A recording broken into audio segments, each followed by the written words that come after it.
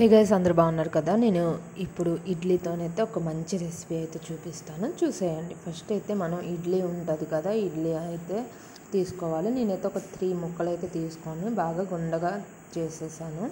ఒక ప్లేట్లోకి వేసుకొని బాగా గుండలాగా చేసేసాను. ఇది మనం మార్నింగ్ చేసుకునే ఇడ్లీ ఉంటుంది కదా, అనుకో స్నాక్స్ లాగా కూడా మనం తీసుకోవచ్చు. చాలా టేస్టీ ఉంటుంది, డెఫినెట్గా ట్రై చేయండి. ఇలా మొత్తం చేసుకున్న తర్వాత పచ్చిమిర్చి స్పైసీకి తగ్గట్టు తీసుకోవాలి. ఆనియన్స్ ఒక 3 తీసుకున్నాను. నేను ఒక 3 ముక్కలకి 3 తీసుకున్నాను.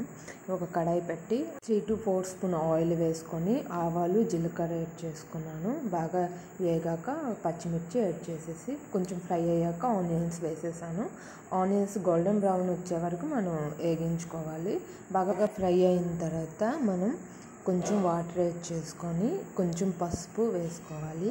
దాని తర్వాత గరం మసాలా ఉంటే గరం మసాలా యాడ్ చేసుకోవాలి. ఇంగువ కొంచెం టేస్ట్ తగ్గట్టు యాడ్ చేసుకోవాలి. సాల్ట్ కొంచెం యాడ్ చేసుకోవాలి. ఇలా యాడ్ చేసుకున్న తర్వాత మనం ముందుగా ప్రిపేర్ చేసుకున్న ఇడ్లీ పొడి అనేది యాడ్ చేసుకొని బాగా కలిపేసుకోవాలి. ఇది కొంచెం ఫ్రై అయ్యే వరకు అయితే వెయిట్ చేసుకోవాలి. బాగా వెయిట్ చేసుకున్న తర్వాత మళ్ళీ కొంచెం సాల్ట్ యాడ్ చేసుకొని బాగా కలిపేసుకోవాలి. ఇలా బాగా కలిపేసుకుంటే మనకి టేస్టీ ఇడ్లీ ఉప్పింది అయితే రెడీ అయిపోద్ది. మనం ఇది ఈవినింగ్ స్నాక్స్ లాగా తింటే చాలా టేస్టీగా ఉంటుంది. డెఫినెట్గా ట్రై చేయండి. ఈ వీడియో నచ్చితే లైక్, షేర్, సబ్స్క్రైబ్ చేయడం మర్చిపోవద్దు. Thank you.